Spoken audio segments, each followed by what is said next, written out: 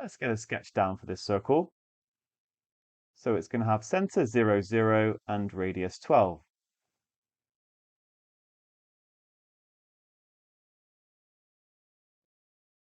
That is going to be 12, and that value there is going to be 12. And then we're told that a tangent to it goes through the point 20, 0.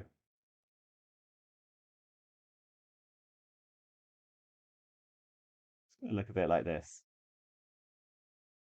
And of course, carry on through. And then we're asked, what's the value of y at which the tangent meets the y-axis? So that point there is what we're interested in. Well, I'm going to go into it and write y equals mx plus c for the tangent, and I know it goes through 20, 0. So 0 is going to equal 20m plus c. C is equal to minus 20m. Therefore, y is equal to mx minus 20m. All right, that's all I've got at the moment, except I do know that it's a tangent to the circle, so I've got to bring that in. So let's look at the point where they actually meet. And what I can do is take the equation of the circle and substitute in for y. X squared plus mx minus 20m all squared is equal to 144. Now, I'm not actually going to be finding the points. What I'm going to be using is the fact that there's just one solution. Well, there's one point of intersection here. So there's going to be equal roots to this quadratic, i.e. the discriminant is going to be 0. That's where we're heading. But first up, we've got to write it as a quadratic in the form ax squared plus bx plus c is 0.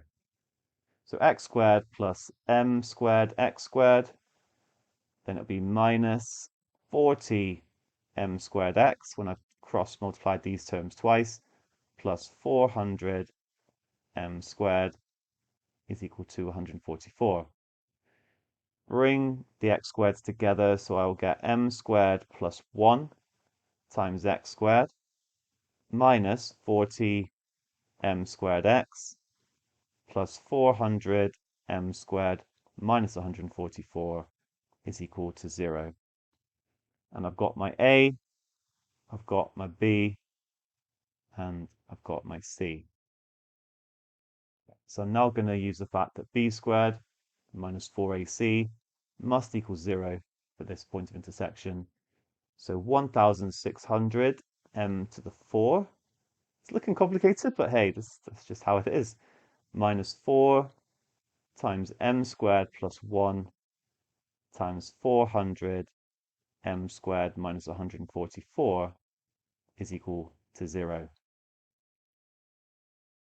This 4m squared plus 1 is going to become 4m squared plus 4, so I will just rewrite, I won't write a whole other line for that. I'll just make it a little bit easier to expand the bracket. Do you know what? No, let's backtrack.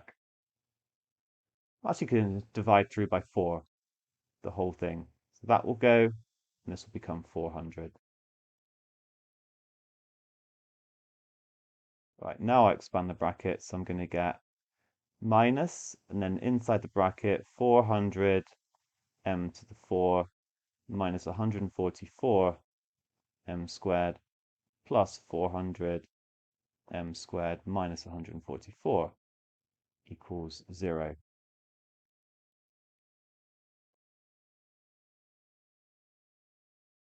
400 m to the 4 minus 400 m to the 4 plus 144 m squared.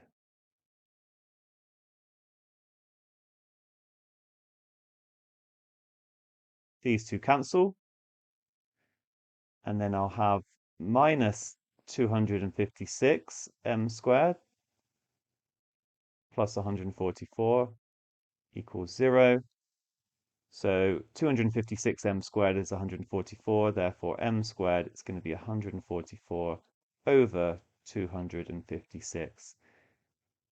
Common factors, okay, I'm just going to keep dividing by 2 to start with. So 72 over 128, 36 over 64. All right, I can see 4 goes into both of these. So 9 over 16. And therefore m is going to be plus or minus 3 over 4 when I take the square root.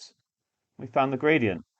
Just remember we're interested in having a positive y, so actually positive y-intercept. So actually I need to take the negative gradient.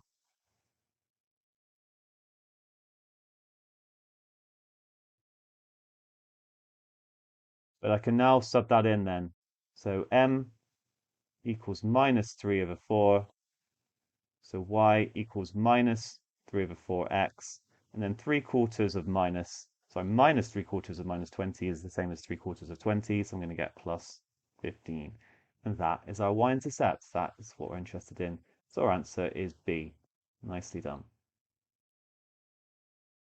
That is how I did this question. It just felt quite natural, and I thought that might be the only way, but actually I was wrong. And the work solutions give another way, which is much quicker, but you have to recognize it. I think it's a little bit harder to recognize, but a little bit quicker once you've got there. So here's an enlarged version of my diagram, and I'm now going to connect up the origin to this point where the tangent meets.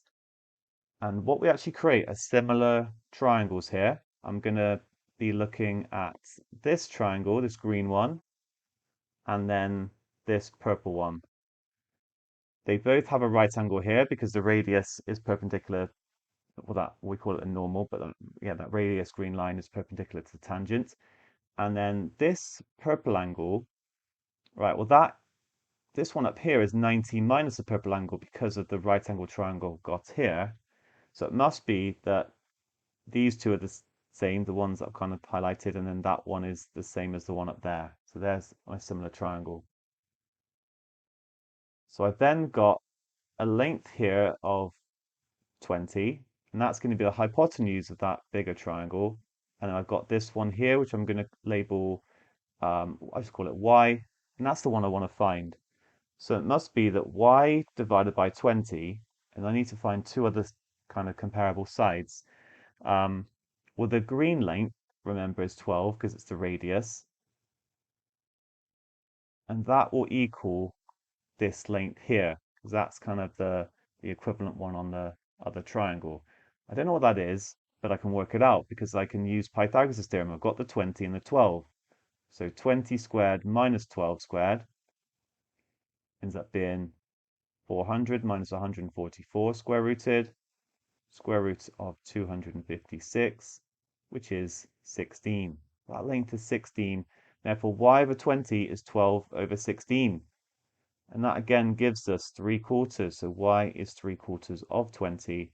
Without all of that algebra, the discriminant and everything, we can get the answer really nicely. So yeah, fair play. I wouldn't have thought to do that, but I always, similar triangles just can just jump in to different places and make life really easy. So if you spotted that, well done. Hopefully, if not, it makes sense and something to look out for next time.